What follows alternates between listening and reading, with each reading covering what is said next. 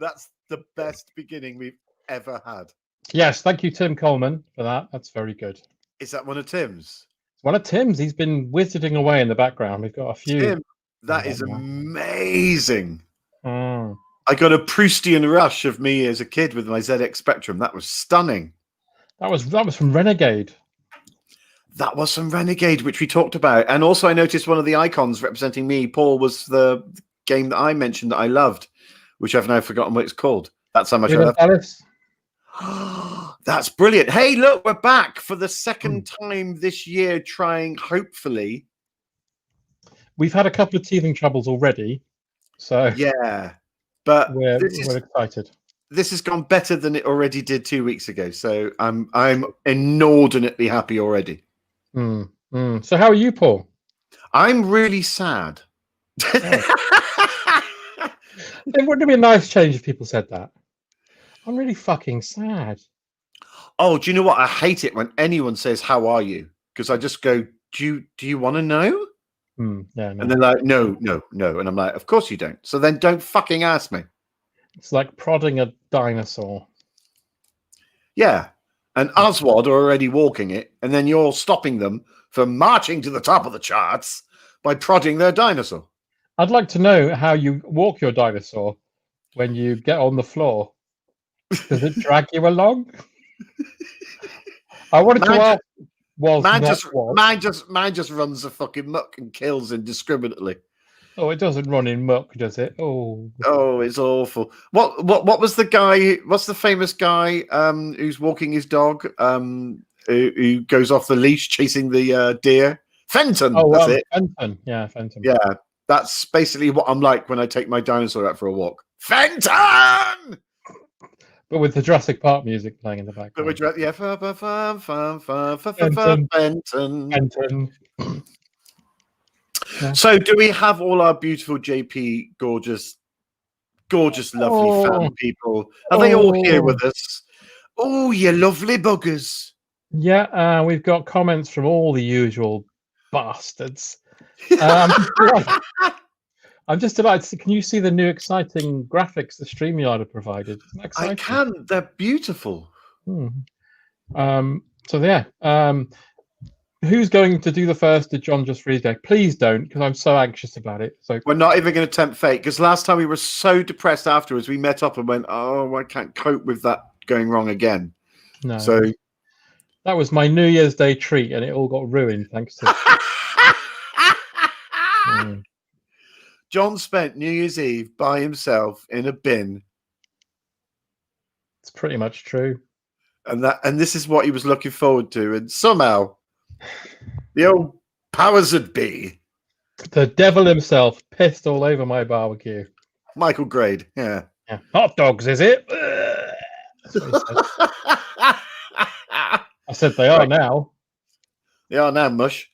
Well, listen, we probably got a packed show, haven't we? Thank you, Robert. It's good to be back. We have got a packed show, so should we start with some events that have occurred on this particular moment? We could but try. What happened on this day? What happened on this day? Right, I just want to warn you that I was in a dark place when I read mine. Would you like to start? Would you like to start us off, John? I will. Yeah. On this day in 1919, American author J.D. Salinger, whose famous novel Roadhouse was adapted into the film Dutch Cocks Volume 3, was born. Okay. Well, on this day, which is this day now, as I'm talking to you, I couldn't actually find anything that happened on this day. And due to a lack of any major sort of coherent ideas, I'm using this form of joke telling as a medium for padding. Wow. I remember it well. Yeah. It's every fucking time I talk. Yeah. You cheeky little tinker. On this day in 1881, Dr. John Watson is first introduced to Sherlock Holmes in a story written by Sir Arthur Conan Doyle called The Massive Cock of a Dog That Fucked Bristol.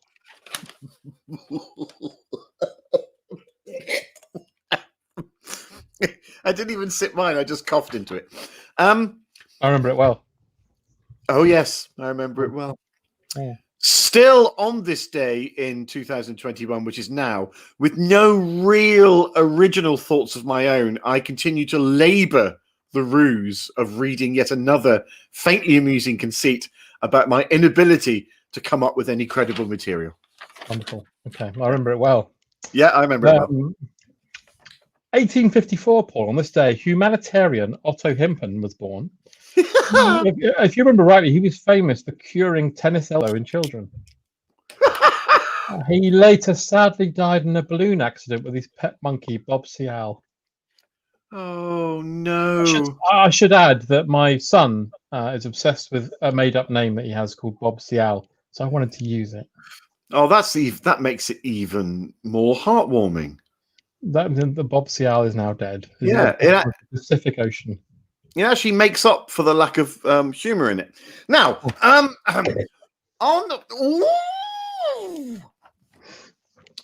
on this day, we're still very much now, I continue to now press ahead with the notion that I've actually got no material, using the rule of 3 as my method to concrete embed the idea in, knowing that I'm probably taking a risk with continuing along with this bullshit, whilst also realizing that I'm actually far too long down the road to actually turn back. I remember it well. Yeah, you do. Carrying on with the theme of my children being involved here, because I wrote these during the New Year's period when it was just me and the kids. I turned to my son and said, "What could have happened on a day today in history?" Yeah. And my son said this: 1824. A guy named Jeff exploded. Oh gosh. Oh no. Yeah. Oh, that's a shame. Yeah. But of course, it's funny because it's true, I suppose. And so also, Paul, kids say the funniest things.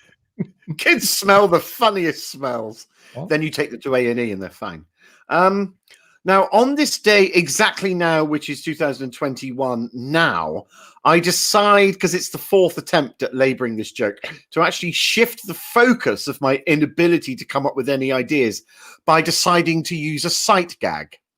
Now, I'm hoping that this surprise direction is diverting enough to actually continue the charade, whilst understanding that this comedic format, whilst not perhaps maybe being too meta, is perhaps funny on paper than it actually is read aloud.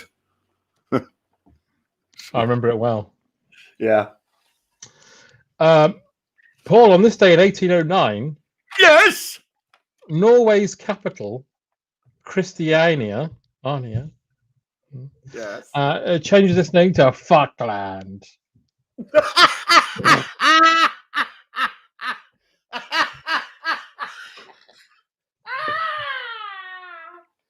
Oh my God. Oh. And I remember it well. I remember it well. I remember when I went to Norway and I got the lovely Fuckland stamp in my passport, and that you don't get that very often. Okay. No, two berries and a twig. It really was. So on this day, which is now me speaking at the moment in 2021, you're probably left expecting more of the same trad material, but are instead given on this day in 1885, caves were invented, thus turning the gag on its head fully, whilst understanding that the initial premise wasn't really comedy gold anyway, but it's the end of the segment, and perhaps you might think about it once in a while when you're by yourself and, in the future. And there was a germ of an idea in this comedy conceit, and you might smile when you're emptying the bins. Works for me. I remember it well. What happened on this day? What happened on this day? I thought it was funny at the time. I thought it was funny now. You lovely man. Hmm. So look, so far, so good. So far, so good. Oh, it's like I'm flying, Jack. I'm flying. good news. Mr. Rock says, I've had a personal internet. Fucking man. I've had a I'll be personal your word. personal internet. Your internet for personal. Personalize what you want me to pass. That is the internet, isn't it? Being personal. That is the internet, yeah. Mr. Rock says, as you can see by now, I've had a personal word with Ian Internet. He's promised all will be fine tonight, lads. That's good news, isn't it? It's done. You've done really good guns there. John now getting his children to raise material. Where are my Batman puns? Yeah, I'm sorry. It was while I was taking care of my children over the New Year period. I sourced them. Yeah, watching them play Fortnite, basically. But yeah. Watching them outside in the garden for a fortnight. Interesting question. Simon Duckworth says, "Has Monkey and Joe finished?" This is in reference to the Total Joy podcast. No, I can reassure you that Monkey and Joe is back this week. John just forgot the week before. I didn't forget. I was very busy. He forgot. Cheeky bugger. Because we've got a packed show this evening, before we go into our next feature, which I believe may involve Cloud9, I thought, because you know we're quite a successful show now. Yeah. Oh, yeah. Very, very. Yeah. We've unfortunately had to bow to corporate sponsorship. So I'm sorry, everybody. I know this is kind of against my personal beliefs, but it's really beneath us. But listen, big bucks. We're getting good money for this. So here we go. Here's an advert.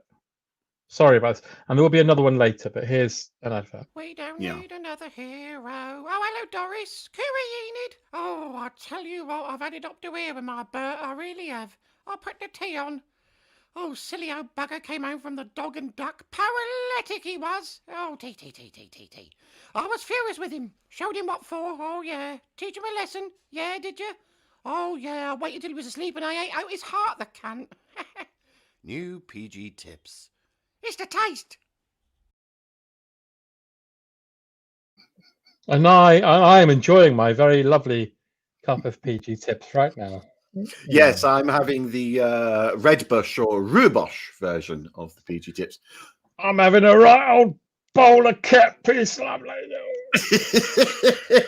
Well, I remember those adverts, and they were beautiful, weren't they? They were. Yeah. They were, but we should also say, for everybody in the comments and everybody watching right now, please join me in singing along with, I think, the JP special anthem. Why don't we all drink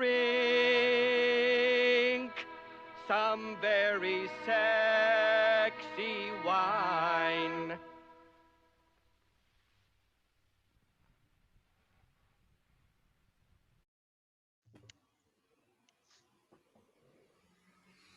Lovely. Yeah.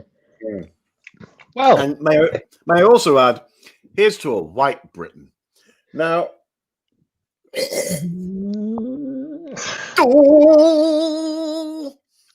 gold. I didn't mean that, Your Majesty. I meant, how'd you do? Go. Now you've bloody done it. What have I done? Turns to auxiliary camera. What have I done? That's the name of my show. What have I done? Here's the end credits. I've said that to Mom. Silly old fucker. Look at the camera. Queen's like, tits out. It's a weird premise that I'm going for, but I don't think that's going to get made. It's not a panel show for one. Songs of Praise said maybe. Did they? Yeah. They say maybe to everybody. They're very Christian. That is, yeah. Oh, yeah. Do you think they were just being really polite? Yeah. Because I said, look, I'll come on. I've got a suit made entirely out of dicks. And I'll go, yo, dick up, motherfucker. It's time for the G of odd. God. And then I go, we now sing hymn number 69. Yeah. And they went, maybe. I don't know. We're considering other options. Yeah. Oh, that's a shame. Oh, well. Anyway, we mustn't dwell on sad things because I think it might be time to. I think it's time that we tease down old TW. Oh, he can't wait to see everyone. It's been so long. It's been so long. So please, without fail, let's have a bit of wind. TW.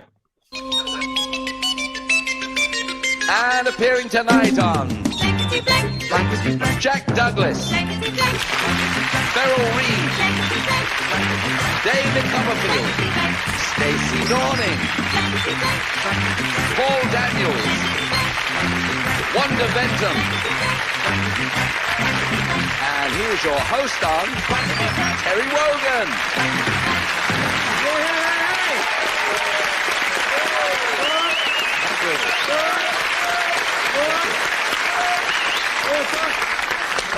Thank you, my people, for the simple warmth of your welcome. Or indeed, the warm simplicity of your welcome. You've made an old disc jockey very happy.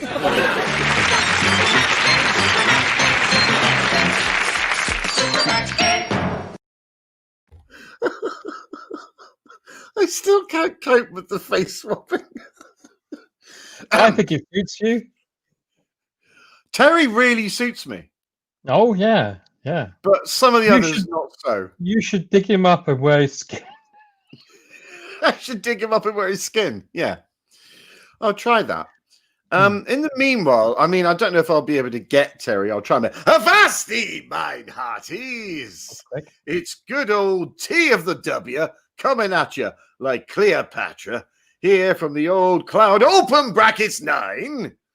Close the old brackets. I tell you what, it's been quite a long while since old Tell's been down to this mortal coil to speak to you pieces of shit on the old planet of E. Open brackets, Earth, close brackets. Now listen, I thought I'd keep it simple today because quite frankly, the airwaves being what they are, they could clog up at any time and old Tell has to go back up to the old cloud. Open brackets, 9, close brackets. So we better press on.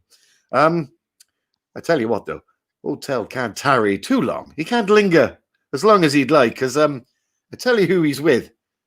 Upstairs, as it were. Get this, John of the old reign. He's with the old Duke of Wellington at the moment. Oh, wow. Oh, the old Iron Duke himself. Oh, yes. I tell you what, I got into a little bit of a contretemps with the old Iron Duke, who accused me publicly of besmirching none other than his wife's heavenly TikTok account. Oh, yes. It's pistols at dawn for old Tell. And I tell you what, my second has spoken to his second, and I've been told that the Duke will only gain satisfaction once he's discharged his weapon into old Tell's face. We found the level. Now, to make it easier tonight, we're staying themed. We did a musical theme once, but this time we're going with TV shows. Nice and simple. So here we go. Let's reveal the legend. Thank you, Eugene. It is, of course, Are You Being Blank? Now, who's going to help us this evening? I wish I could tell you immediately, but I've already screwed up the old cue card. Something that the old producer used to do in the old green room. But I tell you what, I'll unfurl said scribble on the old HB .2 ballpoint and tell you that none other to help me this evening is, of course, John Craven himself. But before John gives me his expert country file and news round opinion, we need contestants to play Supermatch. Are You Being Blank? So the first person to type in Wogan's Wet Willy gets to play. Now, while the old contestants are furiously thumping their digits across the keyboard, I'll talk to old John. John of the old C, open brackets, Raven, close brackets. How are you, sir?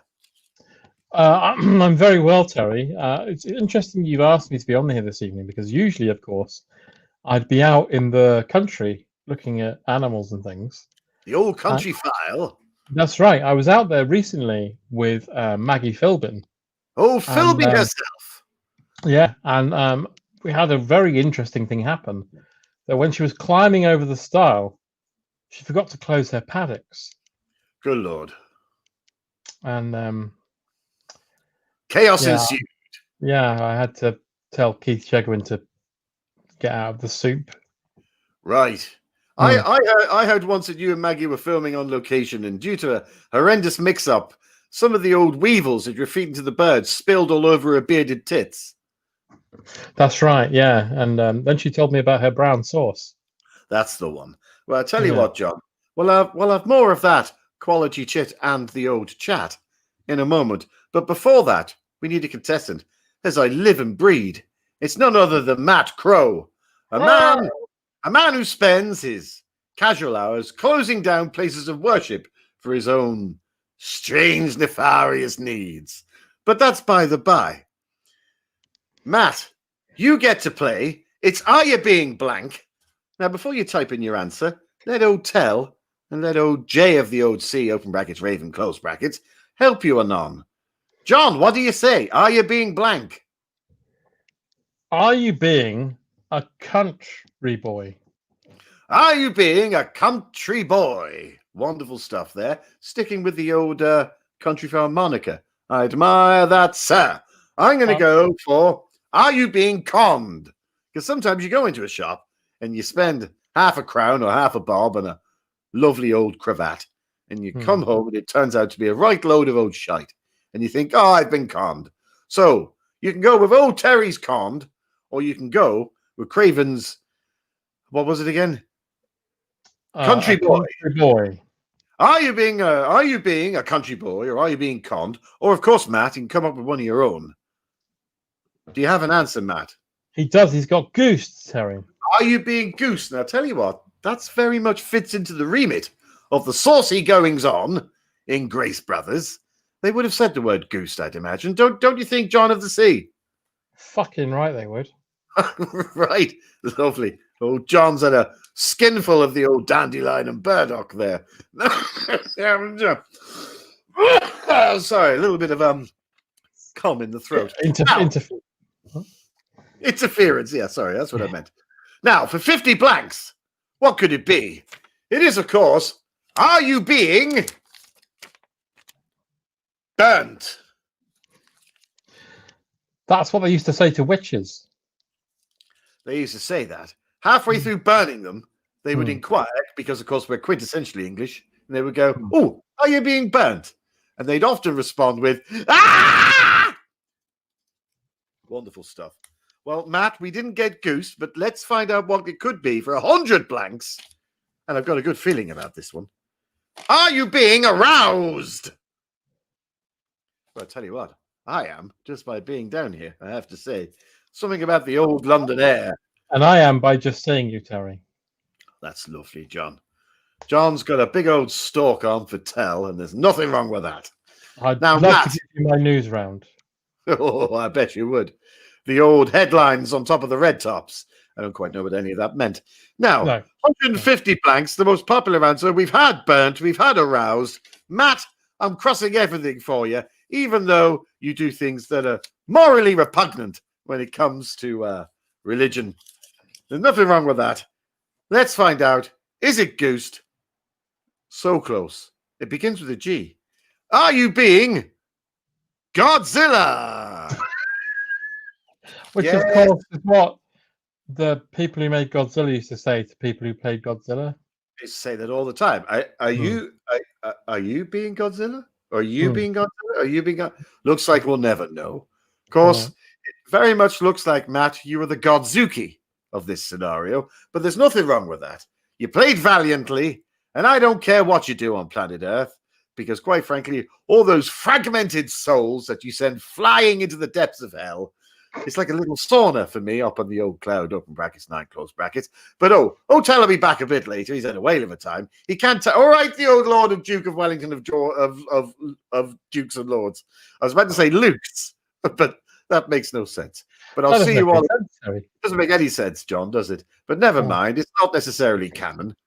Tell's had a lovely time. He'll be back a bit later. Until then, Havanti! Jack Douglas, Beryl Reid, David Copperfield, Stacey Dorning, Paul Daniels, Wanda Bentham.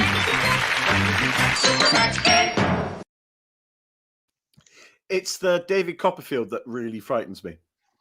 He was a frightening man anyway. But it's that he went on to be a magician.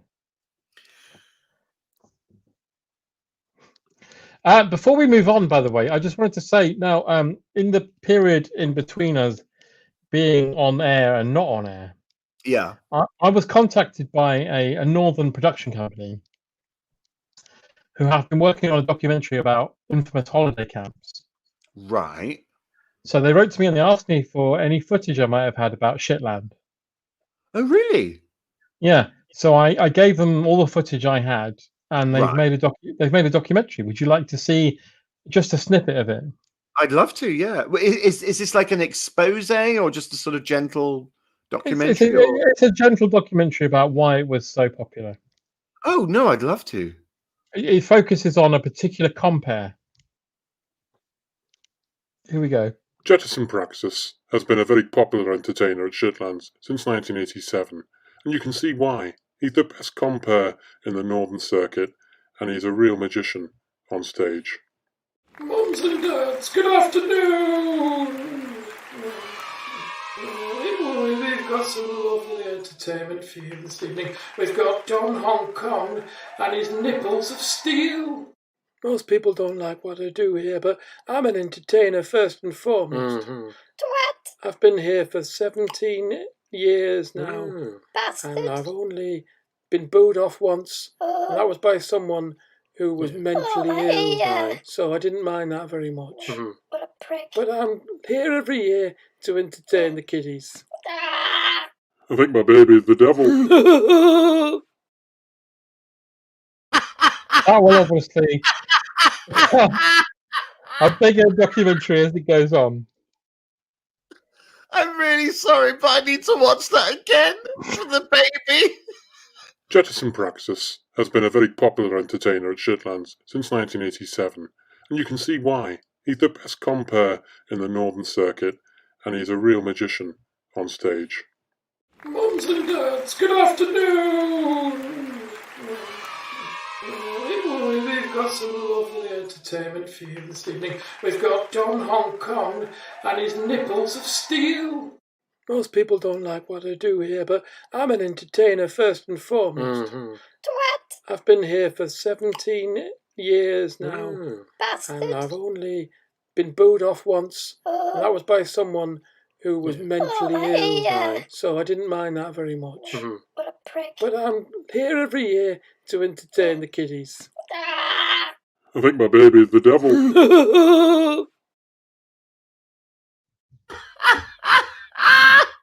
That was the wonderful Jefferson Praxis. Oh, me ear! You prick! Oh God!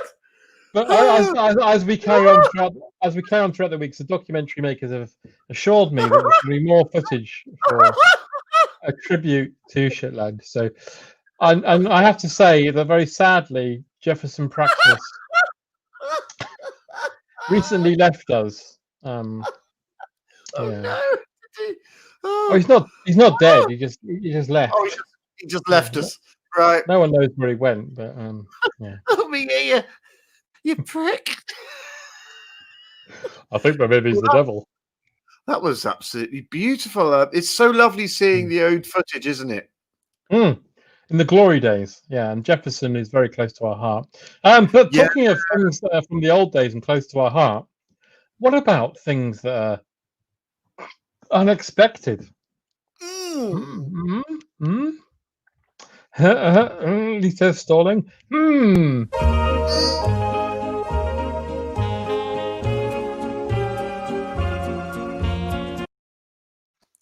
Oh, forget how short that is.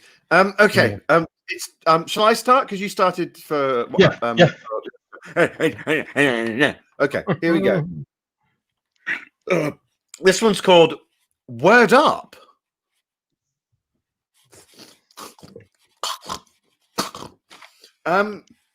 Sticks and stones may break my bones, but names will never hurt me.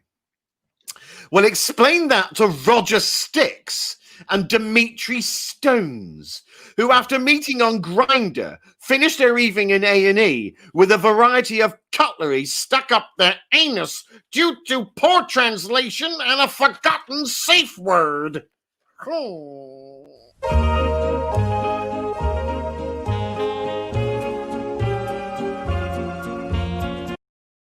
Really forget how short that is. Yeah, it's pretty short now. It's a bit... Yes. This one's called Table for 21.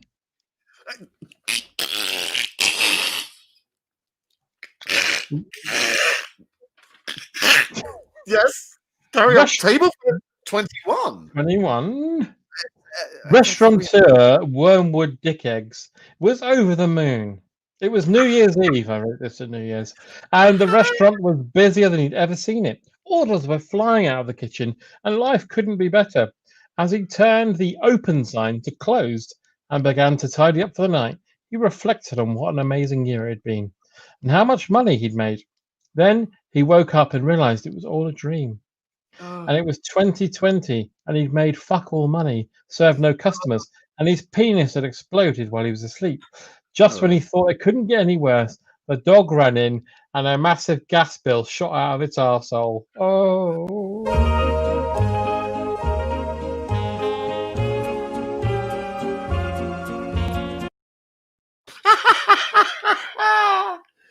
I think you've somehow stumbled onto the best way that the government can now do the live news things.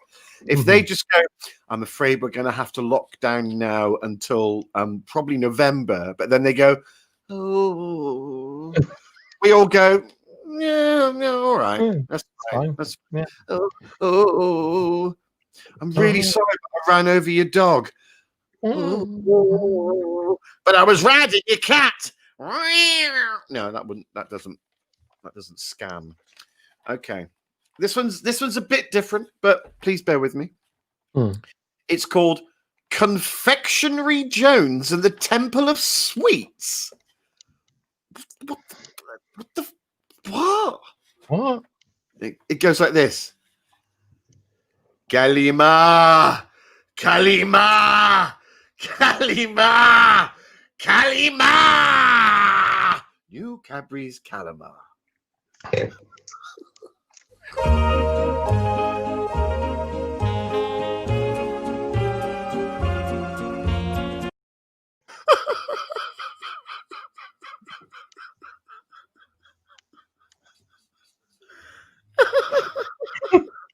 I mean, you laugh, but it's a good advert. It's a good advert. It's the fact that he has to do that and then New Cadbury's Calamar. He has to say it like Richard Bryars after being all Kalima, Kalima. No, I was thinking more of Jeffrey from Heidi High, Simon Cadell. Simon Cadell, the wonderful Simon Cadell. Rip. Let's have a little drink to Simon Cadell while we're here. Why not? Cheers, Simon. Right, well, this one's called Tabby Loved by You. Window cleaner Jodrell Wolverine was having a normal day, cleaning the windows of a high-rise building in a busy metropolis.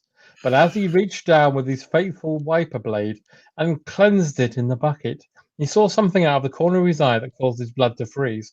For in the reflection of the window, he saw the image of his tiny son, Wilkinson. "Why did you bum the cat, Daddy?" he seemed to say. As Jodrell tumbled backwards over the walkway and fell 300 feet to his death, the inquest returned an open verdict, but recorded that he definitely bummed that cat.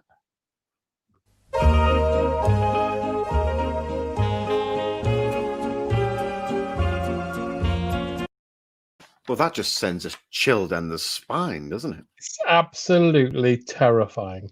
Absolutely terrifying. Well, my third missive is called Sex Wreath. What? What? That a wreath of sex wreath, sex wreath. I'm your sex wreath. You've got a massive dick, and your name is Keith. Sex wreaths. Anyway, I was enjoying that. I was enjoying that, and we might do it again later. Who knows?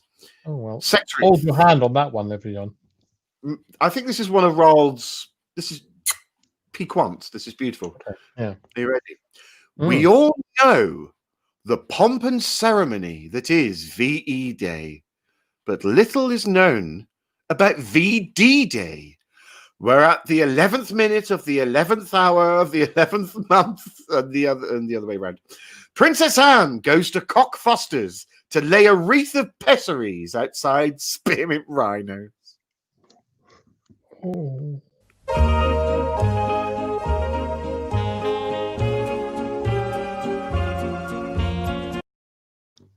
It's quite short. Yeah, it's too short. It's very short. This one's called To the Devil, a Film Star? Actor Kirk Muscles was relaxing on the set of his new film, The Devil Looks Like This, when he received a visit from the head of the studio, Laszlo Hercules, who had concerns about the movie title and whether it would be saleable in the international market. Kirk laughed off his concerns and assured him that all would be well. Later on, while about to complete a complicated stunt where he would jump over 15 elephants in a Renault Megane, he noticed a red light in the sky and felt his very soul shake. As the car reached the appropriate speed of 66 miles per hour, the devil suddenly appeared in his passenger seat and shoved a trident right up in his cock eye.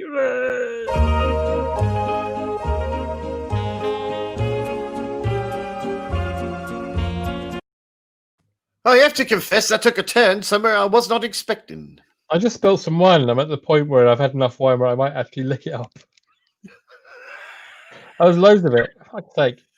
Wow, have you tried absorbing the wine via like osmosis? No, he's living with Sharon Osbourne. Oh, is he? Oh, fair enough. Well, this fourth missive is called Yellow Rages. What? No, it's not. Read it back. Yellow Rages. Oh, okay. Okay. It goes like this. Do do do do do do do. Excuse me, do you have a copy of Edwardian Total Cunt? Do do do do do do do. No, I'm afraid I don't. It's called Edwardian Total Cunt. Do you have it? No. Do do do do. Do, do, do, do. No luck, Dad. No. Do, do, do. Do, do, do, do. Good old Yellow Pages. We're not just there for the nasty things in life like a blocked up drain. We're here for the lovely things too. Oh, you do? Oh, marvellous. Could you keep it for me? Oh, yes, my name. Yes, it's Jacob Rees-Mogg. Bum, bum, bum, bum, bum, bum, bum, bum.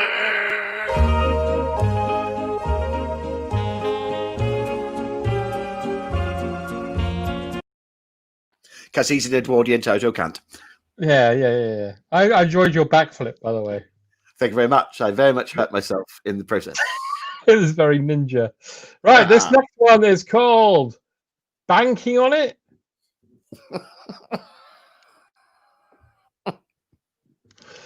Happy New Year! Shouted bank manager Lorenzo Crematorium at the International Bank Managers Awards New Year's dinner and dance evening. Again, written in New Year, sorry. He was just about to leave the stage in order to get some more punch when he felt something push into his back. Hand over the loot, a voice said. Lorenzo didn't even think twice and turned as quick as a flash and used his tried and tested karate move of ripping the throat out of anyone that wielded a weapon. As the lights came on and Lorenzo got a good look at his assailant, it was actually Bob Tinder, his colleague from the Al Broth branch, who was after a copy of the Joe Orton play Loot that he knew Lorenzo owned. The audience of the awards were shocked and appalled by the senseless murder. And as Lorenzo was taken away by the police, he noticed something in the audience that chilled his blood. It was 20 bank robbers in a car.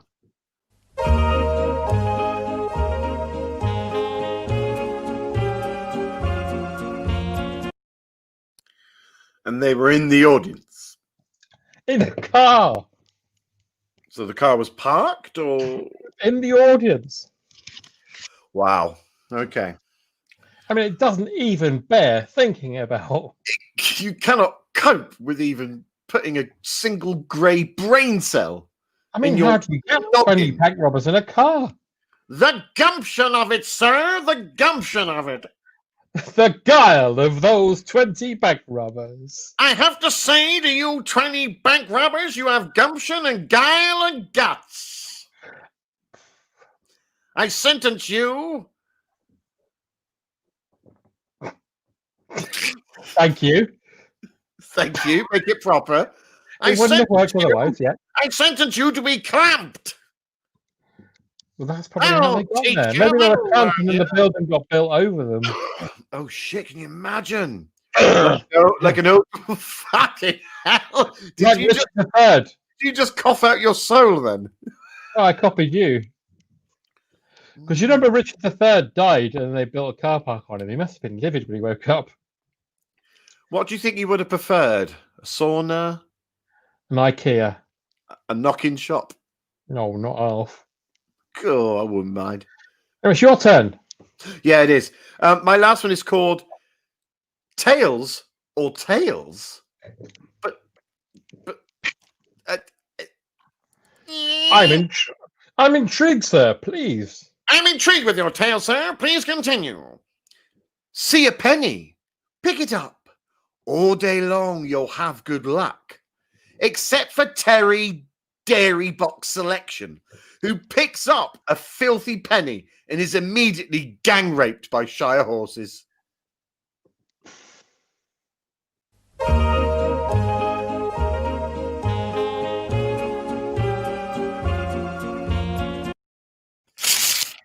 Sorry, I wasn't ready for how quick you were. I'm sure you've heard that before.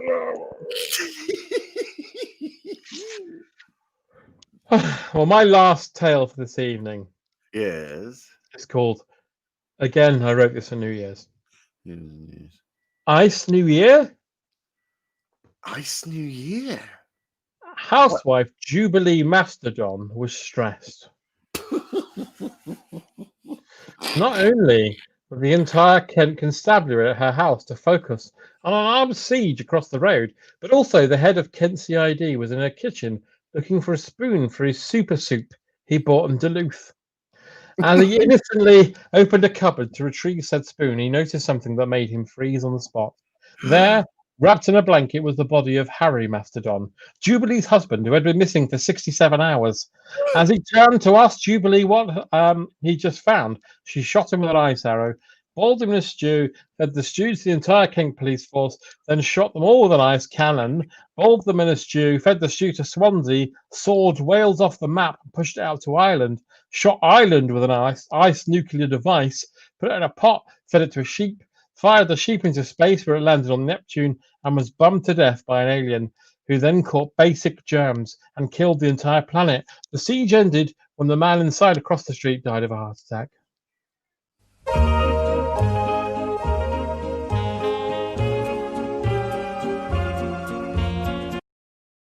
Tales as old as time. I like violent crime. It's not quite the Disney. I like violent crime. What? That's Jack the Ripper. He's in Beauty and the Beast. He gets turned into a pepper pot. I've been turned into a pessary. Well, I know where to put you. Tales of... Well, they were beautiful and frightening. We're coming up to the point where we're going to have to fulfill our other advertising obligation. Well, before we do, let's have some wonderful comments. We haven't heard some comments. Now, let's. Sure, we haven't heard from them for a while, have we? Eh? Yeah. Let's find Why out call no drink out of the JP wine glass like Joan John? Why? Oh, I sold mine on eBay. It's true, I bought it. Oh, they're going to be worth a fortune one day, I thought. Blimey, imagine if horses were less shy. Oh, I see. Yes, got you. That's a Shire horse reference. It says, ah. He really likes aha. Yeah. Ben Thomas says, quack is the new number we have to use instead of 20 because of Brexit. I'm behind that. I don't understand, but I'm behind you. Yeah, I don't know. Quack Going- bank robbers. Yeah, I still don't know what that means, but I'm being supportive of our friends in the comments. So am I. Yeah. 20 bank robbers. Everyone loves 20 bank robbers in a car. I'm being Trump now. Everybody loves 20 bank robbers in a car. Everybody says to me, "Where are the 20 bank robbers?" And I say, "In a car." In a car. Claire Thugs is 21. No, I think you'll find the last one was 19. Oh shit! Listen, you don't want to start getting into that with the JP. I am the creator of the. I tell you what, they will know more than we do. I'm the creator of the tiny meme. I mean, if you think of the internet as a ball, the little thing that you put the inner tube in, the little pipe in to blow it up, at the tiniest point, the meme I've made of bank robbers is there. And I'm pretty sure it's 19. Correct me if I'm wrong. Do you think of the internet as an uninflated ball? Yeah. Okay. We all puff content into it. Right. I think of the internet as a sort of like a pond. Oh, do you? Occasionally you'll make a ripple in said pond. And occasionally people will dump loads of shit in it when they're fly tipping. You know. Occasionally you find someone having a right old piss in it, isn't it right?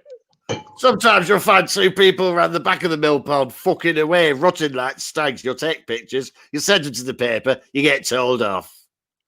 My dad made a pond. Sorry, say that again in your most That's sensible. the name of my book. My dad was the foreman of a lawn cemetery, and in 1983, he put a pond in. He put a pond in because he wanted to do burials at sea. But it's not just a pond; it's a massive fucking. If you go to Carpenter's Park Cemetery in Watford, you'll see there's a huge pond there. It's massive. It's almost like a lagoon. Full of corpses. My dad built that. Yeah, it's the ones they didn't like. And you say they wanted to be buried at sea. Oh, Captain, push him in. Full of remote control corpses. It's wonderful fun for the children. But it had geese and ducks. Yeah, poisoned. Yeah. Yeah. Did your dad buy the geese and the ducks, or did they come of their own accord? They came of their own accord. My dad released them from his groin. Wow. So your dad had a poultry groin. That's what my mum says. Oh. Always had a bit of cock for me, son, she said, when you were too young to really understand it. And now it's actually my mum and mother and father. Yeah, fucking. Fucking, mate. Going at it. I hope we make another John. Oh, it's a Joan. Where is this going? I don't know where it's going. Oh, John, it sounds like you've got COVID-20. No, I inhaled wine really fast because you were imitating my parents having sex. No, stop it now. I've spilled wine again. He's downstairs watching American Werewolf in London. He's only 3. He won't understand. I spilled more wine. This glass is shit. I'm sending it back. Oh, no, don't mock the glass. I'm going to go and get the glass in a moment because I've now finished my wine. And by the way, this evening is very much sponsored by wine. Wine. www.wine.com for www.information details. Any.com tannin. I'll tell you what, why don't you go and get a top up to your drink while I show our next required advert? But I want to see the next required advert. Well, go and get your fucking wine and I'll talk to everybody. Go on, off you go. Thank you. While Paul gets some wine, I thought I'd fill you in with some important information that you may have missed from today's Prime Ministerial briefing. 1, stay at home. 2, protect the NHS by going to any of your nearest hospitals and wielding a baseball bat with nails in to hit anybody who comes near it. I'm here for questions. Let me know. I'm here because I wasn't here. You all been Zooming without me, so you've probably got loads of questions for me. You're all going on about quacks. I don't understand. Mortal quack bat. The quack who love me. I'm out of the loop on this one. Pond creating. That's what my dad did. 10th ringer. So come on. I'm going to drink a bit of wine and wait for the feed to update. John, what's 456 times 12? 6? I don't know. Paul spilled the beans. I don't know what that means. Wheezing was fab this week. It was good. It was lots of fun to do. Next after I'm master on the wheezing, I'll reveal it on Twitter next week because you're all exclusive friends. I'll tell you. We're doing The Ark, a William Hartnell episode, Terror of the Vervoids, and Happiness Patrol. And we're recording them next week. Favorite non-Star Wars Mark Hamill? I guess you mean Mark Hamill. But aside from the Joker, I always quite enjoyed Slipstream because it's so terribly bad. So there we go. Who's being you in the curtain, John? I don't know what you're talking about. Have you seen? Yeah, you have seen James Bond Jr. It's terrible. The Kenning will be back soon. Yeah, very soon. Look, he's back. Hi, everyone. Look, I've got my proper glass. Okay, now Paul's got his glass. We're going to have to fulfill our other corporate endeavor this week. We've got another advert for you, and then after that, maybe we'll have some more features. Here we go. Good morning, Mrs. Simpkins. Oh, Mr. Orgasm, there's been a break-in. My God, my career as a monkey bag manager is ruined and over. Fuck it. This is where we think they got in. Well, at least they didn't find the real treasure. These PG Tips things. Now make us a cup of tea, you fuck. Oh, lovely. Yes. Hey, you're not going to believe what we found outside. What is it? 19 bank robbers in a car. New PG Tips. It's the taste. PG Tips. Yum, yum. Yum. It's of the taste. It's of the taste. Well, I'm on a rum and coke hand. Are you? Mm. We've got 8 minutes before our next feature, so let's dive into the comments. Casey says 39 bank robbers. There's not 39, there's only 20. Make us a cup of tea, you fuck. Yeah, that's what he says. He's a very disrespectful monkey bank manager. I did mention, Paul, while you were gone, the next Who episodes we're doing. Yeah, oh, really? Okay. Yeah, Happiness Patrol's put me off Licorice for life.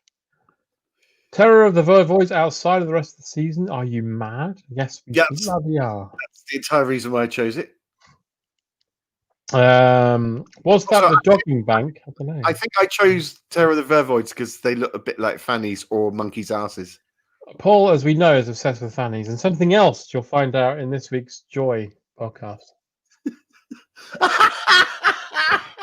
No, I will tell you now. It is Don't not. tell them now. All right. You're robbing us of money. Oh, yeah, that's true. Yeah, I will never tell you unless you pay more.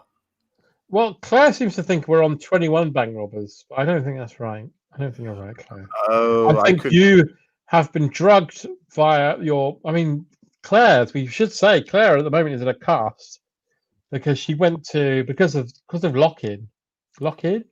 Didn't she trip over on like a big chunk of dried cum? Yeah, she was at the Glory Hole at her hotel because obviously they couldn't let guests in. Yeah. So they treat it in many ways like getting a letter.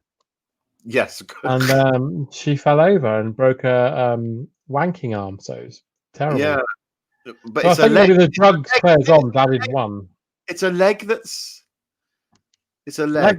Leg and hand. It's not plaster of Paris as well. It's actually cum. I don't know how they managed it.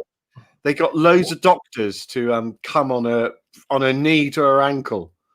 Is your name Eileen? They had to get a lot of junior doctors in, a lot of locums, and to be honest, they didn't quite have enough to make the cast set. So they had to get a lot of patients as well. They're like, "But her mill," they're like, "Wank on her leg. It's good for her," and they all did. And I believe it's been signed now. Her dried cum leg. It has by Prince Charles himself. By Prince himself. Now, Ben Thomas says we want Trial of a Time Lord. We did talk about doing this, but there are too many stories. Yeah, it goes on and on and on and on and on and on and on. No one wants that, especially people watching this who have no interest in Doctor Who. So we'll move on. Yeah, any good comedy movie recommendations of the unending lockdown? I'll say the ones I always say, which is Top Secret, Blues Brothers, The Naked Gun trilogy, With Nail and I, What's New Pussycat? Oh, What's New Pussycat? That's a great. What's Up, Doc? I'm going to say What's Up, Doc. I'm also going to say, do you, Christopher Guest did one that I just sort of dipped in and dipped out, and nobody really watched it, which is called Mascots. Do you see Mascots? I saw a bit of it. It's Christopher Guest, isn't it? I absolutely love it. I think it's genuinely funny. It's all about the people who play mascots at big sporting events, and they have a national competition. It's a very Chris Guest thing to do. It's like Best in Show. My friend Tom Bennett's in that. It's all about people being mascots and trying to win the mascot awards. Shall I tell you something funny? Go on. Tom Bennett is in that, right? Yes. You know who his dad is? Mr. Bennett. Yes. Oh, okay. Well, that's 100% true. Yeah. Oh, that's brilliant. Yeah. So I would recommend giving Mascots a go, because I know some of the sort of later things of his films can be a little bit more, like For Your Consideration, I didn't think was very good. Oh, that's dreadful, isn't it? Yeah, it's really dreadful. But I think Mascots, it's now probably at least 4 or 5 years old, Mascots, but I quite enjoyed the conceit of it. And it's very much back to Best in Show territory. I think Ben is recommending. No, that's not the one I meant. Sorry, my YouTube comments jumped. Sorry, Matt recommended Sherlock Holmes' Smart Brother. I think the whole film's on YouTube. Oh, that's just. And you couldn't go far wrong watching that. It's a real gem. Yeah, that is amazing. And I could also recommend Haunted Honeymoon, just because it's just so. It's got the worst ending ever. Haunted Honeymoon. The ending's awful, but up to that, it's great. So appalling. Clue's just come onto, I think, either Netflix or Amazon for free. And if you've not seen it, if you've not seen it, then you should. I mean, Tim Curry is just fucking. Everyone in that is amazing. I love the fact that it's got 4 endings. It's just genuinely hilarious. And Claire says Best in Show is great. Yes, it is. It's awesome. But also, I would recommend A Mighty Wind just because the music's so good. And also, Waiting for Guffman. Yeah, that's their one of their very first ones, isn't it? Yeah, it's very funny. So good because, of Fred Willard, who died quite recently. Him and Catherine O'Hara have this lovely Fred. Lovely Fred. My favorite ever bit in A Mighty Wind is when what's he called with the eyebrows? Oh, Harry Shearer. No, he's in Schitt's Creek at the moment. He's got the. Eugene Levy. Eugene Levy. Eugene Levy plays one half of Mitch and someone, doesn't he? And he's a very quiet, inward, mad person. But he goes around. He goes around to another performer's house who's got a model railway, and the model railway's chugging along, and Mitch is just sort of looking at it really weird, and then just looks up, looking at the model railway, and goes, "I'd like to see this place in the fall." There's a good shout here for Mark Henderson, A Private Function. That is a great film. Yeah, but Private Function is one of those films, those sort of comedy films that are just as queasy and embarrassing and a bit to me as they are funny. That doesn't. It's Alan Bennett, isn't it? So yeah. Yeah, and there's something about that I just get a bit. Oh God, it is funny. But at the same time, it's that sort of like about it that tenses me up, and that sort of ruins it for me sometimes. Well, Paul, it's 10 o'clock, so it's time for everybody's favourite feature, including mine. Please can you tell me who the fuck is that? Yeah. It's good to talk. Okay, every single one of my answers is going to be Leonard Nimoy. Well, if you're a first-time watcher this evening, the rules are as such. I supply photos from lookalike websites. You have to tell me who they are, and it goes in the order of so. Paul's first, and everybody in the comments. So Paul is first. Paul, who's this? Yeah. Is that supposed to be Bob Dylan? Bob Dylan. Well done. Well, because it's a fucking harmonica. I mean, it doesn't. You could have had a turn. Comments. Who's this? Oh, for fuck's sake! It's so obvious. It's just the hair. There's nothing else about that man. I know. It's James Caan. For fuck's sake! It's so obvious. Fucking Olivia de Havilland. Let's see if anyone gets it. Yeah, Mark Henderson has it. Of course, it's Nicholas Lyndhurst. Of course. Now, of course, let's not mock the Nicky because I've worked with him very closely. Wonderful. Of course, your best friend. Paul, who's this? That is Orlando Bloom. Comments. We're not going to keep up with this. Comments. Who's this?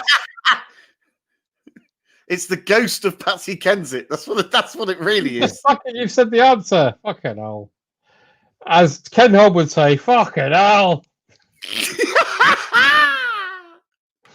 Okay, never mind comments. Paul told you who it is. Paul, who's this? You can have mine. You can have mine. All right, comments. Who is this? It's going to take me a minute to catch up because the comments are slightly behind. All right. Take a moment to savor who this is. Drink it in. Drink it in.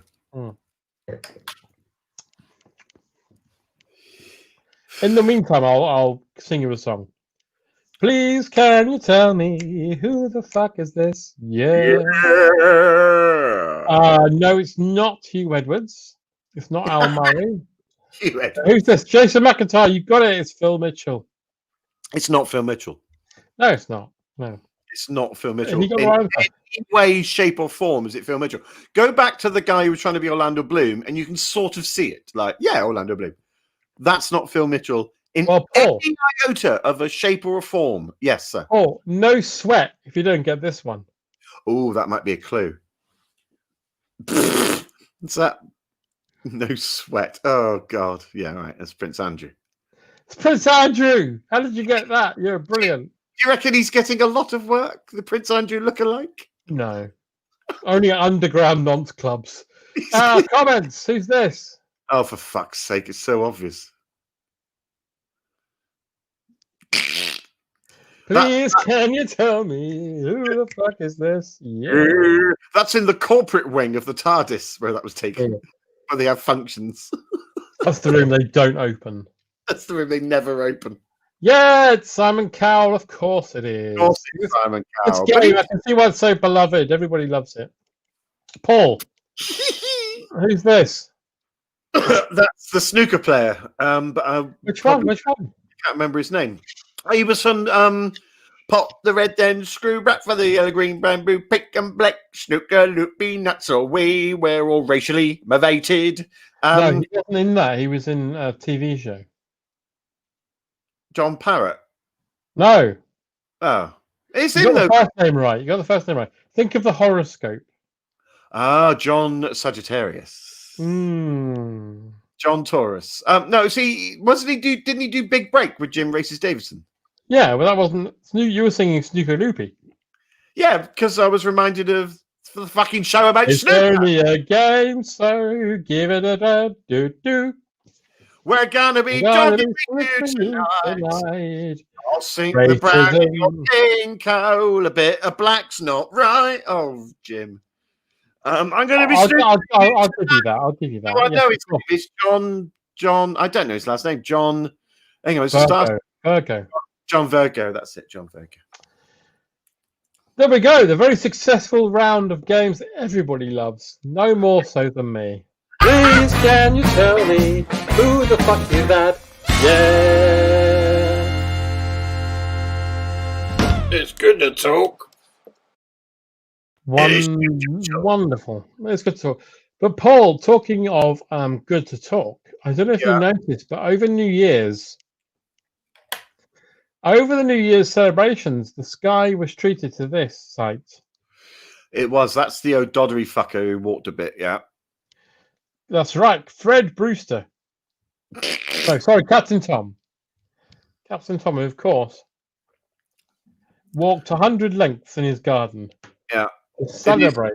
In his ridiculously opulent garden with his ridiculous opulent life. Hang on a minute. I'm having technical problems. Oh no, Hang on. Fuck. I'm not in the fucking mood. For great. No, I just don't. Oh. Hello, Paul. You absolute cunt. Hi, Graham. Happy New Year. 2 weeks late. Happy New Year, Paul. How are you? I'm all right. Do you have New Year where you currently reside? Yes, we do. But I wanted to tell you Yeah, go that on. in heaven, Yeah. we were watching our people, because in heaven we watch people that we are sponsoring. Right. Okay. I wanted to tell you that despite 2020 being difficult for you, I'm so proud. Oh, that's so lovely of you, Graham. Thank you so much. That's really nice. And what have you been up to over the new year into the new? Well, I mean, I was meant to talk to you on New Year's Day. yeah, that's a fucking shame. I missed that, wasn't it? Because we were gonna have a spectacular, and I'd lined up. Do you know Jimi Hendrix? Not personally, no. And do you know Prince? Yeah. And do you know John Lennon? Yes. I couldn't get any of those, so I had Dustin G. Right. And a couple of people he'd met up here. We were going to do you some sort of musical extravaganza. What about Schnorbits? Can you get Schnorbit? Are there ghost dogs in? No. Schnorbits went to dog heaven. All right, and you can't go there. No. Is it not because the last time? Is it because you'll piss on your leg?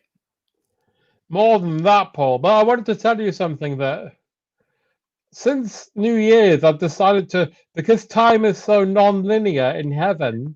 Yeah, time in the Rani, yeah. I wanted to do something with my life. Instead of focusing on the speedboat accident that happened to me. Yeah, that was tragic, that was. Oh. So I have become an oracle. Right. Oh. So did you know, for instance, that in 1901,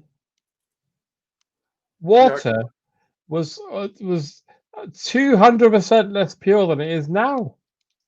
Really? That's right. And did you know that Isaac Newton's favorite sandwich was ham? Right. Well, is this going anywhere, Graham? And did you know that after the Great Fire of London, Pudding Lane, 6066, yeah. That's right, buckets That's were right. hard to find. Why is that? What? Because they burnt, I suppose. They all burnt. They all burnt. Yeah. And Okay. I've been looking over what you've been doing. Well, that's a real shame. And I was just saying yesterday to who?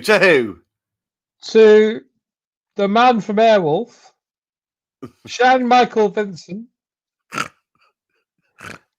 He was telling me that he was very proud of Ernest Borgnine. Right. And I said, I am very proud of Paul Litchfield. And do you know what he said? Couldn't give a shit. Yeah, go on, what? He asked me who you were. And I said he was very rude. What, me or John Michael Vincent? John Michael Vincent was being rude. Well, thank Do you you for know defending that? me. Do you know that when he died, he'd lost both his legs? Really? Was that in a helicopter accident? I hope it was. No, he had a horrible disease that Was it dropped gout? him with both his legs. Right, so his legs fell off because of gout or something? Or His legs fell off because he'd rented out Airwolf from the video shop and then found out that it was an 18 and he couldn't understand why. what? And then his legs fell off as a result of the board of certification for DVDs? Yes. But anyway, I was with him at the pub. I told everybody I was 18 so I could get in. Did he not maybe try rubbing a U certificate DVD over his stumps and hoping that the family-friendly nature of the U certificate might help him grow his legs back? Or is that taking this down a cul-de-sac that can't be answered? You see, I asked him that, and you know what he said to me? Hang on, what did he say? He said, "Fuck off." Right. Well, yeah. He's a very wise man, isn't he? He's very wise. No, he's not wise. He's very rude. But I told him that I was very proud of you. Oh, that's love. Thank you, Graham. And then when I saw him next time, he was sitting on a skip and he was drinking wine out of a fish bowl. Oh no! Was there any fish in the bowl? Yes. Do you remember Finding Nemo? I haven't watched it actually. I really hate those Disney films. But yeah, go on. No, I was just asking if you remembered it. Okay. Well, then no. I'm fading. What a shame. Paul. Oh, I'm fading. Paul, before I go, can I ask you a question? Yes, he said tenuously.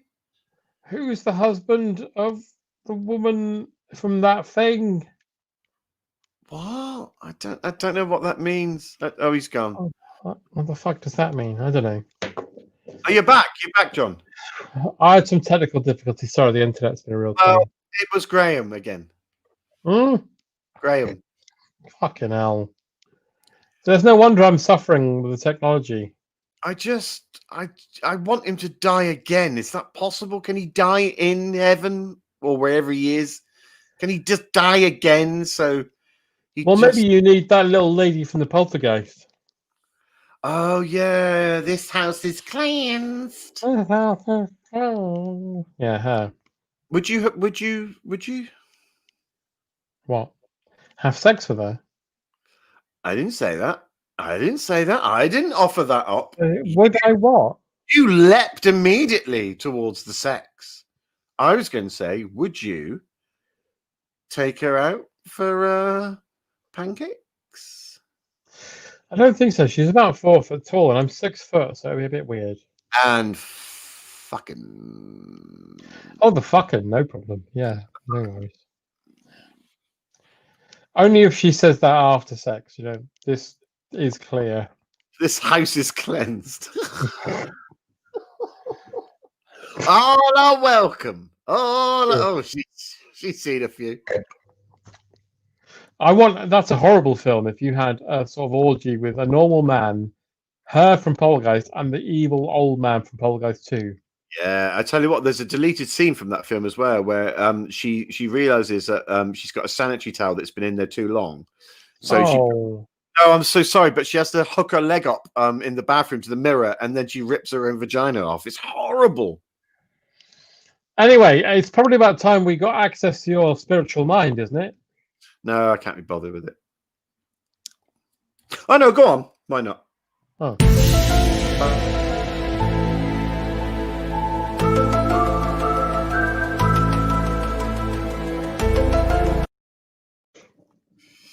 Well, a long time has passed. We had some near hits. We had a lot of misses. So I just thought this time, brand new year, new hope, as they say in Star Wars, new hope. Let's clear out the clack that's clogging up our clocks. And I just thought, let's just go balls out, neutral. Let's not discuss anything. Let's not talk about anything. I've already drawn something. I drew it 2 weeks ago. I was that sure. But I did ask you this morning to draw yours this morning. Because 2 weeks ago, it was the equinox. It was the moon was, and I was just ready to go. I drew something. It was a bit odd. I didn't quite understand what I did. And then I had to do something else to sort of, and then it made sense. Anyway, that doesn't matter because I'm very confident. Brand new year, brand new JP, brand new psychic connection. Let's just forget about all the mess that's happened in 2020. I didn't tell you, John, to draw anything in particular. I just said just draw whatever comes to your mind. So it was nice and neutral, nice and clear. So you drew me something, didn't you?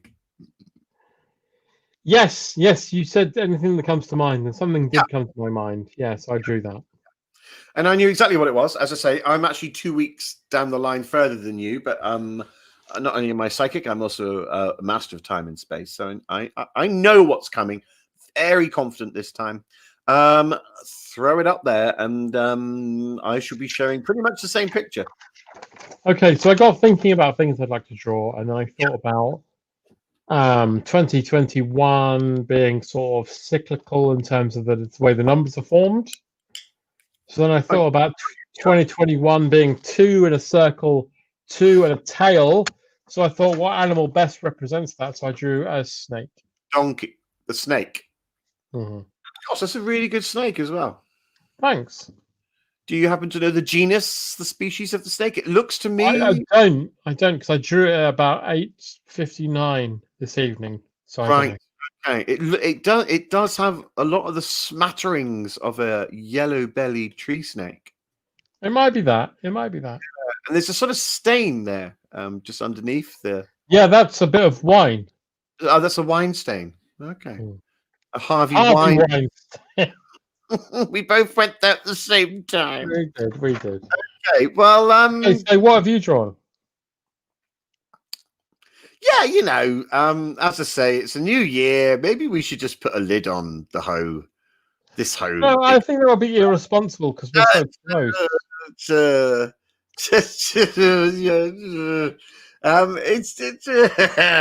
No, anyway. Let's have some comments. Oh, we haven't had the phone numbers up yet, John. Let's have the phone numbers up or something. Oh, yeah, but while I do that, why don't you reveal to us your picture? By the way, the phone number is 0898 50 50 50.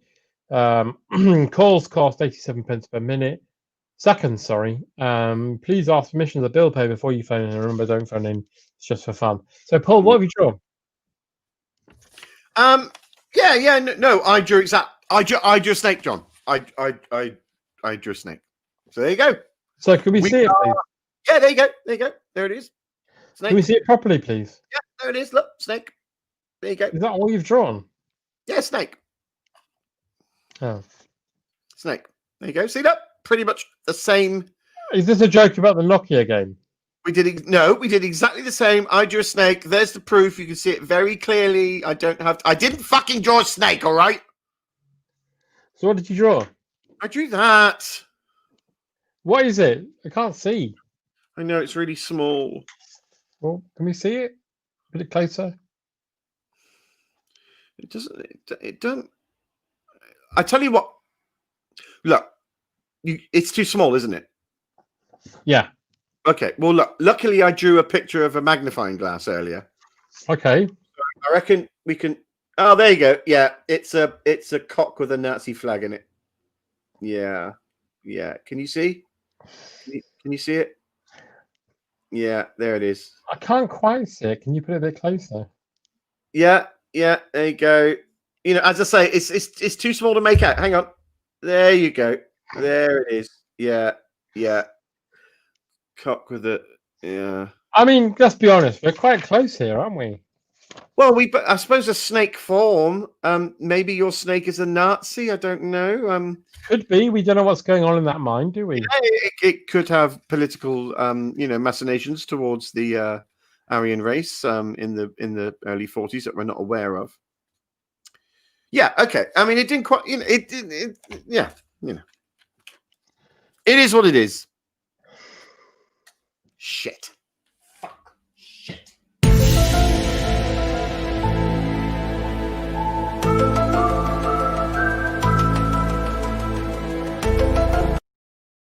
Every fucking time. You're not helping!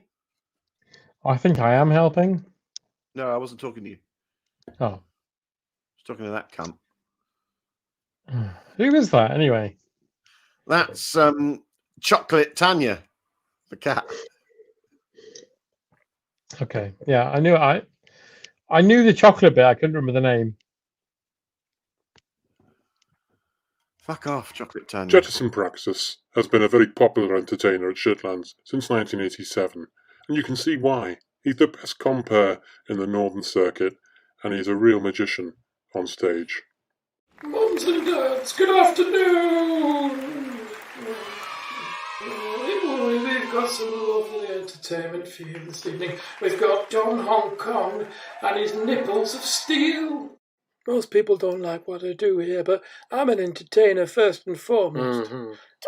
I've been here for 17 years now, Bastard! and I've only been booed off once, and that was by someone who was mentally ill, so I didn't mind that very much. What a prick. But I'm here every year to entertain the kiddies. I think my baby's the devil. Sorry about that. I pressed the wrong button.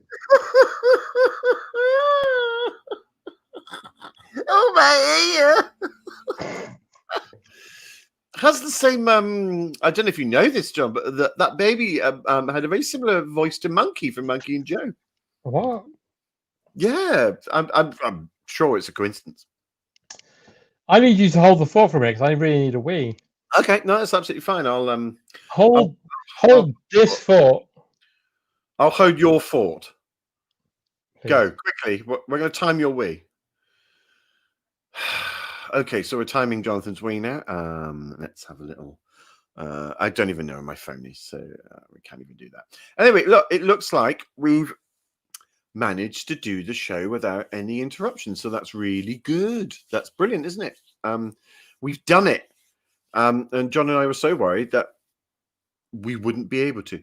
And we were thinking, if it fucked up again, that would be it. That would be the end. Just because we couldn't take the fucking awful feeling afterwards of, oh, we've done all, you know, we do write this. Did you hear that? You might not have heard it. I live on a main street. I live like on a busy shopping street because I live in London. But I live not in a little sort of like quiet, cobbledy, quiet street in London. I live right on a parade of shops. So I live above the Sainsbury's, the Tesco's, Boots, and 6 fucking charity shops and 9 betting shops. So it's always going on. It's always going on around here, you know. But I do live in the heart of the Jewish community, which means tomorrow is quite interesting because half of the street will close because they're Jewish properties, because they're not allowed to trade or do anything. So Saturday is really quiet where I live. And then Sunday is really, really, really busy. Obviously not so much now during lockdown. It's quiet every single day. But there you go. And quite often we get a lot of mad, crazy, God-bothering types who decide to stand on the street and scream about our Lord. I have a question. Why is it always religious people who feel the need to shout and scream about it on tannoy? You know, you don't get people that are into fucking science or evolution doing the same, do you? Oh, John's back. Hello. No, you don't. You don't. You don't get people on the street going, yeah, and the Big Bang happened, and it's always the nut jobs that want to scream about and this guy today was literally outside my window with a fucking loudspeaker talking about how sinners had caused COVID, and I just had to tell him to fuck off, and he fucked off. That was nice. That's nice. Yeah. Did you have a lovely wee, John? Was it in your top 10 of this year? I put it at 7, but I also got a beer. Wow, so you pissed and grabbed a beer at the same time? Yes, like Mr. Tickle. Look at you. Isn't science amazing? What's your name? Is it Mr. Tubness? No, it's Mr. Tickle. Come here, you bastard. Beep. And Narnia will not be back earlier this week. Well, ladies and gentlemen, there we are. There we have it. Oh, that was a lovely ring pull sound. That was quality. Does that mean you've drank your bottle of wine already? Yeah. Oh, good work, sir. Good work. Well I have to. This is like my first booze up of this year. I can't fathom it because every day is just a booze up for me. Not a booze up in the sense of just. I just need something to just take the edge off now. Yes, I mean, I've done a couple of podcasts where I've had like a can of beer, but I haven't got drunk this year properly. Really? This is my first drinky drinks of this year. I have to drink heavily daily now just to get through anything.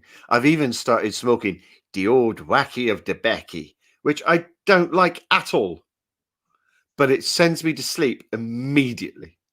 Well, like you literally take a puff and then go. Yeah, it's fucking amazing. It's like a panacea of just, oh, I'm sat there going, boom, gone. I'm just dead. And I fucking thank God. I've even got a dealer now, which I've never had before in my life. I mean, this is too much information, Paul. It is too much information, isn't it? But also after the show, I'll be on Zoom going down the old K-hole. Because you've all been Zooming the last couple of weeks, haven't you? We've done a few Zooms just to keep everyone sort of treading water and happy, you know. Obviously, there's not been many of us. There's 6 or 7 of us. Some of us have fallen asleep during it, and that was a lot of fun. I've not been joining in because I've been carrying on with this Smirsh Pod thing. So I've had to... Smurshing. We've recently smirched. We had a lovely time, didn't we? We did. We did 2 episodes. People may think we just did the one. We did 2. Well, we did 2 separate smirches, one which was split into 2 parts, and there's another one to come. Well, they'll all be split into 2 parts, but yes. Oh, are they all? Are all your Royale ones? Oh, okay. But you're going to obviously have to put a sort of natural breakwater between having me as a guest and then me as a guest again. Yeah. Although I wasn't a guest in the last one. I mean, it was all Roger Moore. I mean, he was fantastic. It was all Roger. Yeah, Roger was great, apparently. Of course, I don't remember any of it. I really wasn't. He had there. a wonderful story about Ken Hom, which is... Did he really? Oh, and he's a friend of the show, Ken. Well, he produces it, of course. He gives us his money to make He does, this happen. yeah. Very good of him. Very, very good of him. Well, I suppose we should probably think about getting him back. Oh, really? And appearing tonight on Jack Douglas, Beryl Reid, David Copperfield, Stacey Dorning, Paul Daniels, Wanda Bentham, and here's your host on Terry Wogan.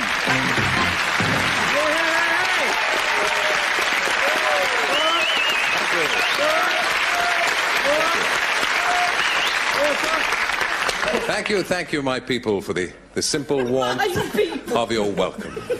Or indeed, the warm simplicity of your welcome. You've made an old disc jockey very happy.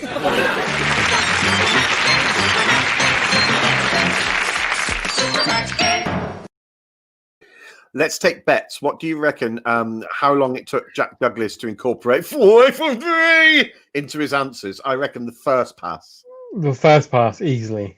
Yeah, I reckon the answer is like la la la walnuts, and then Terry. I messaged you the other day to say that I was mucking about with BritBox and I stumbled upon Carry On Abroad and I just watched it because it was there in HD, wasn't it, and all polished up. Yeah, and it amazed me that Jack Douglas is in it for like one scene. Yes, that's right. It's yeah, literally to go. Oh, get off.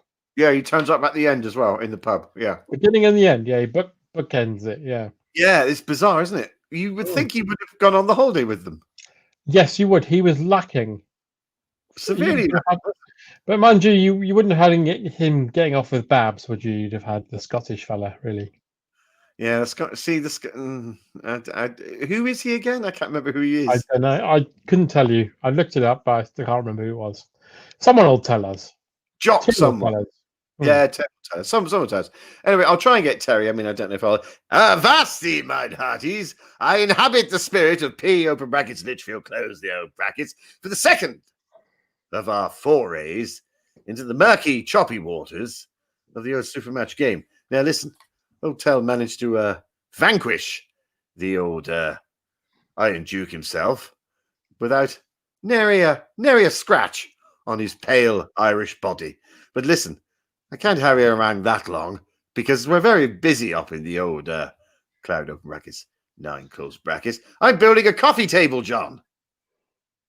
Oh, yes, building a coffee table with none other than Ingvar Kamprad. Now, you may be thinking, who on earth is that? He's none other than the founder of IKEA himself. That's right, it's the old DIY king of do-it-yourself. Oh, yes. And I tell you what, you should have seen the look on old Mrs. W's face when she found me earlier in me ripped dungarees, on all fours, fingering an adjustable spanner as Ingmar tightened me nuts counterclockwise. I tell you what, look at her face. That's the joke anyway. Now, if you want to play this second Supermatch game, first person to type in Wogan's Wobbly Worms gets to play. And in the meanwhile, I'm going to need some help with the old Supermatch. It's a très important game. And joining me is the weatherman himself, John Ketley. John Ketley, how are you, sir? Well, Terry, I'm very well, but I just wanted to tell you that a lot of people think I'm a weatherman. I'm a weatherman. I'm a weatherman. John Ketley is a weatherman. So is Michael Fish. Yeah, so is Michael Fish. That's right. I don't know why you would even go into that. Oh, hang along, Lou. There was a song about you, wasn't there? There was. Do you remember who did that song about you? I do. It was the guy who later went on to be Aqualung. That's right. It was ZZ Top. I'll tell you a funny story about that. This is out of character. This is me as John. John Rain or John Ketley? John Rain. When I was going to student union bars in the 90s, a band turned up called Ruth. Ruth, they were called. And it turned out the singer from Ruth wrote John Ketley as a weatherman. Good Lord. And then he went on years later to be Aqualung. Was he festooned in cash? No, he was literally getting changed in the student bar toilets. So It didn't make a slim shit on that novelty. No. I think Aqualung he did because the Volkswagen used his song in those adverts. So John Ketley is a weatherman, the weatherman. The weatherman. Ketley is a weatherman, and so is Michael Fish. And so is Ian Haskell, and so is Wincy Willis. And then I just want to say we're hearing reports that John Kelly as a weatherman is going to number 1. I wouldn't worry about that. Don't worry, it won't. That's what Michael Fish would say. John Kelly. Claire Monty says Wogan's Wobbly Worms. Claire Monty from the Suspicious Hotel in Ockeye the No gets to play Super Match. It's lovely to have you here, Claire. It's a lovely still picture of you there. Looks like you were slightly looks like someone was startling you in the passport booth. But I tell you what, we won't stay there for too long. You get to play Super Match. It's TV themed, as we know. We've already had Are You Being Blank? We're now having, and this is simplicity itself, it's Only Fools and... Now have a little think, Claire. The clue's in the question. Only Fools and... Now before you type in your answer with your nifty digits, me and the old Ketley will ruminate, conjugate, and generally think about what we would come up with. John, do you have an answer? Let's help Claire win that 150 blanks. It's Only Fools and... I do tell you, it would be Only Fools and... Don't mention the weather, though. Don't make it weather-based. Don't cheapen it. Don't come up with Only Fools and Isobars or something like that. I mean, that was what I was going to say. Okay, Only Fools and... Think outside the box, Ketley. Horses. You're going to go with horses? Well, I tell you what, yeah, that's absolutely fine. I mean, I don't think anyone would have said that, but lovely. It's a lovely thought. Only Fools and Horses. I can't change that. I'm just being motioned. I'm being motioned by Ian McCaskill. Can I change that? Are you being obtuse, sir? No, McCaskill's mouthing something to me. I'm going to go with his suggestion. Okay. Only Fools and Minges. Only Fools and Minges. Well, Claire, you can accept Ketley's minges, or you can accept Terry's gracious alpacas. Only Fools and alpacas. So it's Tails alpacas or Ketley's minges, or, which by the way is a lovely bar snack, Ketley's minges, but that's by the by. Speaking of by, Claire, do you have an answer? She hasn't replied as yet, Terry. Oh, Claire, fingers matted in dried cum. Hard to type the old keyboard. She's probably got mittens on. Mittens of regret from all of the, shall we say, customers, or dare I say it, open brackets, punters, close brackets. While she struggles to come up with something, let's have some light thinking music. Claire, I haven't seen your entry as yet. It's ironic. Back to the comments. Hang on. Ironic considering where she works. Maybe she's gone out for a breath of fresh air. Oh dear. Oh dear, this is awkward. This is going to be one of those shows where we go, who died today? Claire says, fuck's sake, not again. That's not an answer. So Only Fools and fuck's sake, not again. I'm afraid that's your answer. Are we taking that as an answer? I don't know. We're taking that as the official answer. Only Fools and for fuck's sake, not again. So I'm afraid she's bedded that one in. Let's find out. I've gone for alpaca. John's gone for minges. Claire's gone, for fuck's sake, not again. Those are all off the tongue trippingly. Let's find out what the last most popular answer was. For 50 blanks, it is, of course. Ah, yes. Only Fools and Cher. Only Fools and Cher. Of course, yeah. Wonderful. If only she did the theme tune with that wobbly old voice box voice, that would have been something to behold. But, of course, she never did. She never did. Now, for 100 blanks, Claire, let's have a look. It's Only Fools and terms and conditions apply. Yeah, that's fair Only enough. Fools and terms and conditions That's what you apply. get from Apple, isn't it, when you sign up to their stuff? That's what you get from anything, John. That's what you get from anything. Mm. I went up to Mrs. W the other day and I said, "How are you?" She said, "Terms and conditions apply." I said, "Fuck off," and went downstairs. Now, for 150 blanks, the most popular answer, could it be, for fuck's sake, not again? Let's hope so. Let's cross everything. It's not, Claire. I'm so sorry to say it's not. The most popular answer, once I show you, you'll be kicking yourself. It's Only Fools and Migraines. Only Fools and Migraines. Never mind, Claire. Never mind. Claire, you can't win if you don't actually submit an answer. So yeah, that's true. You've got to be in it to win it. Don't put your hand up if you haven't got an answer. Sorry. I mean, Yeah. I know that doesn't work at your place of work, but Well, no, you do put your hand up, but you get covered in a rather repulsive answer. Listen, Terry's got to go. The old IKEA man is beckoning, and we don't want to finish the old bookcase and have a couple of wing nuts left over, because that can only lead to trouble. So it's only left for me to say, I love you all. Happy 2021. This has been the OT of the W. I'll see you soon. God bless. Avanti! Jack Douglas, Beryl Reid, David Copperfield, Stacey Dorning, Paul Daniels, Wanda Bentham. Oh, that was lovely. Thanks, Tel. yeah, wasn't it lovely? Mm. Oh. Don't you have a wonderful sense of relief, John, that it's all gone okay? The thing is I had that horrible sense of anxiety all the way through this episode that it's going to go wrong at any second. And it didn't, and it didn't, and it It didn't. didn't so far, no. May I make a request? Can I see the PG Tips adverts again? Because I've never seen them before. Yeah, you Thank can. you. We Thank don't you. need another hero. Oh, hello, Doris. Cooey, Enid. Oh, I tell you what, I've had it up to here with my Bert. I really have. I'll put the tea on. Oh, silly old bugger came home from the dog and duck. Paralytic he was. Oh, tea. I was furious with him. Showed him what for. Oh, yeah. Teach him a lesson. Yeah, did you? Oh, yeah. I waited till he was asleep and I ate out his heart, the cunt. New PG Tips. It's the taste. Good morning, Mrs. Simpkins. Oh, Mr. Orgasm, there's been a break-in. My God, my career as a monkey bag manager is ruined and over. Fuck it. This is where we think they got in. Well, at least they didn't find the real treasure. These PG Tips things. Now make us a cup of tea, you fuck. Oh, lovely. Yes. Hey, you're not going to believe what we found outside. What is it? 19 bank robbers in a car. New PG Tips.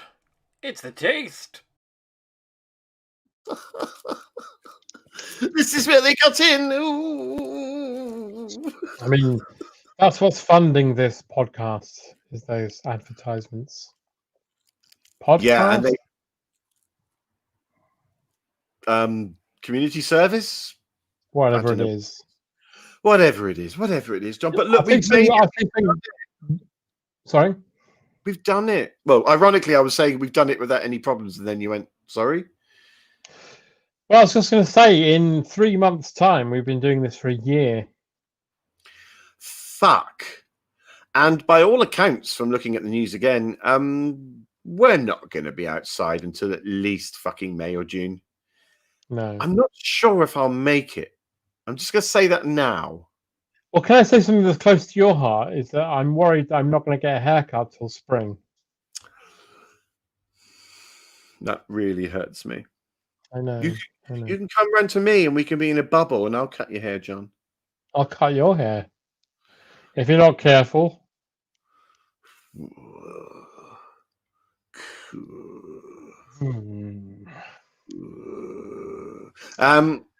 Yeah, that's I don't want obviously us to know like the show plateaus and then goes into a. I don't think there's any controlling that. I think we're probably already in that now, aren't we?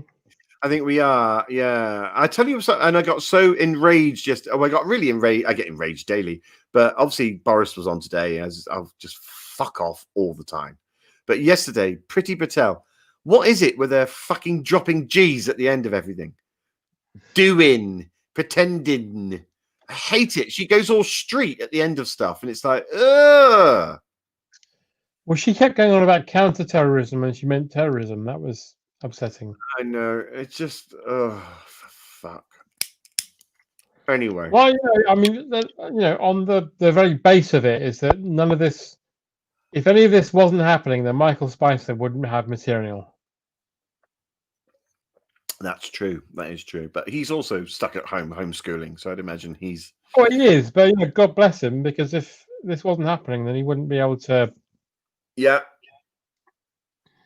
God bless him, sir. God bless him and all who's sailing him. Give us a job, mate. No, you're absolutely right. No, he's doing all right, and his book's rather fun and rather good. And you should get that. And he's got a new series on Radio 4 coming up. He does, yeah. It's all going on. It's all going on. Well deserved, I say. And in the meanwhile, I haven't had a job since March last year, so that's good. No. Huh. I do a podcast that a small number of people listen to, but yeah. Yeah, I joined in with a series of small podcasts that a few people listen to. Yeah, it's not quite paying the bills. Okay, well, we'll see. I had a casting a couple of days ago, which I self-taped at home. Haven't heard, so I haven't got that.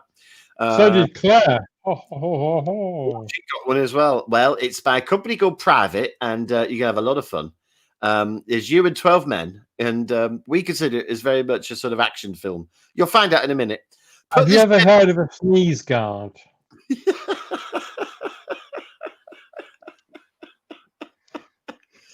Have you worked with more than 4 glory holes? Oh, you'll be fine, love. This will be a walk in the park for you, or slide in the park at least. Anyway, yeah, I had to do a self-tape thing for a fucking advert. I had to pretend I was doing a stand-up comedy session. Oh, it was just horrible. And I think I can't say what it's for in case I get it, but I haven't heard now, so I haven't got it. But if I did get it, I'd have to go to another country, and then I'd have to self-isolate for a week, then film. So I'd have to be alone in a hotel for a week, then do 1 day's filming, and then come home and then self-isolate for another week. Which, to be honest, if I got it, I will do it because it's money. Oh, yeah, it's money. Yeah. But at the same time, a week in a hotel of just... That's the thing lacking about this lockdown. Last lockdown, I had this thing where, like, for the first month, a couple of people came to me and said, "Would you write this thing?" Yeah. And I'd be like, "Yeah." And I did it, and I got money. But this lockdown, I haven't heard from anybody, so it's disconcerting in that respect. No, I still get, "Can you help me out with a thing?" or "Can you want to be in this thing?" And I go, "Yeah." And they go, "Obviously, there's no money." And I go, "Oh, sorry. Then no, I'm not going to do that. Then." Oh, I tell a lie. I did get asked by somebody to write if I was interested about writing a thing. Right. And I said yes, but that was ages ago, so I'm guessing that's not happening. No. Well, we don't know, you see. But at the same time, I know that we're still going to be sat at home in March and maybe April. Yeah. Who's going to cut our hair and shave our beards? Well, Martinka will be able to trim. She's got a special comb that's got a razor embedded in the comb, so you can sort of trim down. Oh my god! Yeah, it's clever. And I've got clippers, but I always get clippers wrong. I always go grade 5, and then I do it, and it's like, oh no, it's that short, and I just look like a convict. So and the highest grade I've got is a 7, which is still only about that much. And I like it a lot on top and none at the sides. And if I detract from that, then Martinka kills me. So I've got this weird situation where I can't do it myself because it's horrible. What do you mean? What, you can't shave your own beard? I hate shaving my beard. Right. I get my barber to do it because he just does it really quickly. Yeah, see, I'm growing mine in now because I just can't be asked. But if I if I have to shave this, I clip it first, like with like grade 1, and it just gets rid of most of it, and then it's in much easier shave. So I do. Then where does it all go, Paul? Well, I clip it outside, so it just goes into the wind. And then fucking hippie. No, then 3 or 4 days later, there's lovely beard trees growing. Little moustaches coming up from the soil, and you think, oh, with a bit of love and a bit of water, I'll get a little goatee out of them. What do you do if you're cutting your garden and you see a little plant with a Hitler moustache? What do you do? Fucking take pictures of it. Call That's Life immediately, and go. I know not only isn't going anymore, but quite fucking frankly, I've got quite the fucking news item for you. Not only has this plant got a Hitler moustache, but it also says sausages. It does, and also if you prod it, it sings like Sheena Easton, and I don't understand how that's happened. But quite frankly, turns out it's Bill Oddie. Turns out it's Bill Oddment. That's his full name. William Oddment. How do you feel about the fact there's only 2 goodies left? I feel very sad, especially because poor. Yeah, I feel. Yeah, that's horrible news. And it's people like that die that really affect me. When David Bowie died, I was crushed. When Prince died, I was crushed. But it's not the same as to me with someone like if Terry Wogan dies or if Tim Taylor dies. That really hits me. Like really, like major piece of childhood and memory of television gone. I would be like that when Bill goes because Bill was my goodie. Right. Okay. I think Bill will carry on forever, just out of seething resentment, depression, and angst. He's a very angry man. Yeah, he'll out-survive all of them, I'd imagine. I think there's something to be said from being a cantankerous, miserable fuck. I think somehow it's like an internal fuel. It just keeps you fucking going. Well, that's how John Cleese is still with us. Yeah, you're right. Yeah, so I might start turning into a vengeful, really, just to think I can shove another 10 years on because I smoke a lot and drink a lot and don't exercise. Maybe my health regime is just to become really angry and bitter. Do you think if in a parallel universe you and I were like a double act?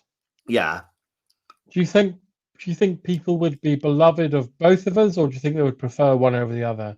Oh, John, that's a loaded question. Number one, what are we called? Headache and dickhead.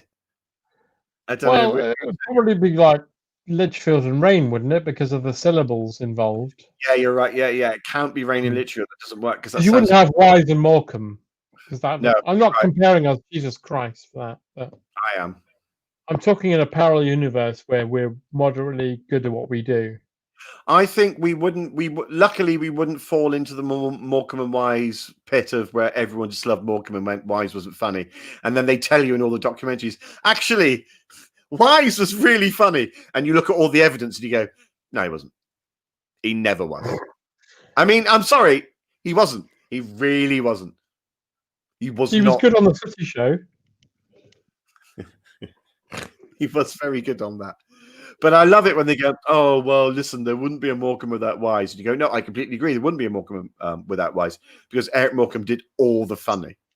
Ernie Wise, I'd say that I rarely stumbled into funny by accident. But I'd say that you and I'd say that I see you as the Morecambe to me being Wise. And that's not me being kind of idiotic. I see you as the Crippen to my doctor. So that's, it's fine. I am the Ripper to your Jack. Yeah, exactly. Oh, that's like a Stephen Sondheim musical waiting to be done there. I'm the Ripper to your Jack. I'm the Jill to your Jack. I'm the car to your Jack. We've run out of Jacks. Here's Jack. Glyn Pearson. Oh, here we go. Look, Jimmy Logan was the Scottish man in Carol Abroad. That's it. While his real-life sister was the scary robot woman at the end of Superman 3. Wow, that's a good fact. Is that her? That's brilliant. It's a great fact. Lizard Monkey, pat yourself on the back. I'll tell you something lame. Jimmy Logan in Carol Abroad isn't remotely funny. No, he isn't. No, but I'll tell you something lame I do every day at homeschool. Because when we finished, I say to my kids, hand up in the air. Paul, you do it as well. Yeah. Hand up in the air, like this. Behind your back.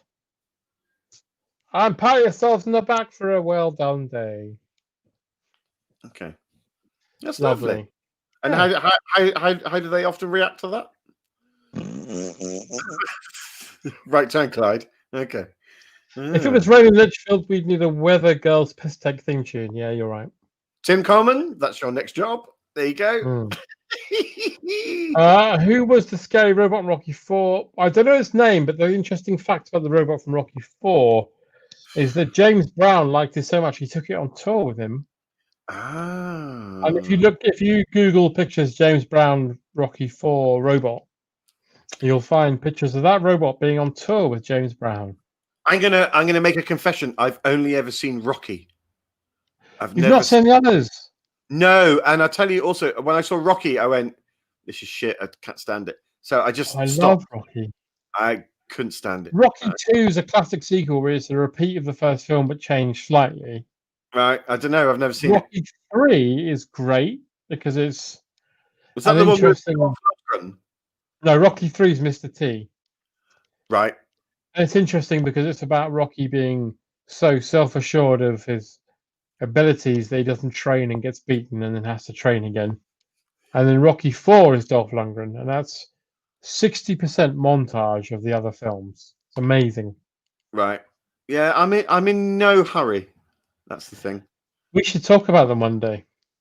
Well, no, pick someone else because I'm not going to watch it. Well, I'll talk about Rocky with you. But you didn't like it. Rocky's a great film. I don't like it. It's too saccharine. At the end, whatever he's saying to his fucking wife, and we're all yeah. Also, I have a thing about sport in general, and even sports films. There's a lot of sports films I just go couldn't give a remote fuck about, and we've done it. Yeah, against all odds. It's because I have zero interest in sport and boxing, especially. I just cannot see I cannot comprehend. Even Raging Bull. I've seen Raging Bull once. I know it's a good film, but I couldn't give a shit about it. Never need to watch it again. I'm done. Well, I suggest you watch the Rocky films again and with a altered eye. I think you'd enjoy them. I don't think I will. I don't think I will. But I'll try. Do you know what? Maybe this year I'll try and watch Rocky 2, 3, 4, 5. Isn't there like more? Isn't there like he's a trainer in another one now? Well, there's technically 8 of them because you get Rocky 5, then you get Rocky Balboa, which is Rocky 6. That's it. Yeah. And you get Creed, which is technically Rocky 7, and then you get Creed 2, which is Rocky 8. I saw a remake of one of the, not a remake, but a new one of something where he's like settled down. And was it even a Rambo film where he's like settled down and he's got like a Mexican wife and daughter and he has to protect her from a drug? Last Blood. That's Rambo. Worst dirge I've had to sit through. I didn't watch it because it looked awful. It looked very racist. It was appalling. It looked very Trump. Yeah, it was so fucking Trump. If anyone's Mexican, you have to murder them. Yeah, it was so appalling. Ah. And then I watched Tim Coleman says, "Oh no, hang on, it's gone. Forget it. What are you going to say?" I just said, and then I watched the one with him and Arnie on a prison ship, and just went, I can't. There's no plan. There's no time in the world for me to be doing this. I just can't do it. I would say if you watch Creed, it's very good. Like it's made by a proper filmmaker. Is it? All right. The guy who did Black Panther and someone will tell me in the comments the film he did before. I'm trying to watch all the more recent ones. There's one with the Christian Bale in it as a failed boxer trying to or is he training? Yeah, he's training Mark Wahlberg. Yeah, and I couldn't give a shit. And then I tried again with the guy who bummed a cowboy. I tried his one and couldn't give a shit. And I just couldn't give a shit about people fighting. I'm not invested. Anyway, watch Rocky 3 and then watch Creed and then come back to me. All right. No, I will do my homework. I'll do my homework. Creed is a genuinely brilliant film, and Stallone got that close to getting an Oscar win for it. He's that good in it. I was told Whiplash was a brilliant film, and then I sat through it and went, I just want everyone in this to die. I can't. That ain't no Rocky film. We've got 5 minutes left, so right. The best boxing film is Boxing Helena. Nice one. Is there specifically boxing films Paul doesn't like? Sounds like it. Boxing films. It's sporty films. It's any of that, and we're gonna win. We're gonna do it. We're gonna. I just because I've never been on the edge of my seat in any sport event ever. I just can't give a fuck. And believe I've talked about this with John before. I wish I could. I wish that I followed a football. I wish that I could watch the World Cup and go, come on. But if it's on, it's on. And if it's not, I won't watch it. And if it is on and we lose, I go, oh, okay. And then everyone else around me is sobbing and punching walls and going, oh, it's the end. And I go, I just don't. But then, I'll get very upset. I would give you this. There aren't many good sport films, but Rocky is a very good. It's probably the best interpretation of sport in film. Right. Okay. What about the Champ? The way, huh? The Champ. The Champ's horrible because it's John Voight. Yes. No, but I like that because he dies at the end and the kid's just crying and then it ends. Yeah. And you're like, that's the sports film I wanted. I grew up in an era where we talked about this briefly. In fact, we didn't mention these films until Joy the other night. In terms of sequels, right? And Rocky was a very strong provider of sequels in the 80s. Yes, of course. Rocky 3, I remember getting that a pirate copy, which was terrible because he had an eye patch and a peg leg. And a parrot, yeah. He actually got beaten up with a parrot. Great. I remember when Rocky 4. When they did the film Dodgeball, originally they wanted to end Dodgeball with them losing. Yeah, that's right. They do not win. They lose, and it comes up to the end credits, and that's it. And then someone comes on and goes, yeah, we lost. We didn't win. Not what you were wanting and expecting from a film. And I just so wish they fucking had the balls to do that. That would have been brilliant. Well, that's what kind of happens at the end of Rocky 1. I mean, he loses. Well, no, does he lose? Yeah.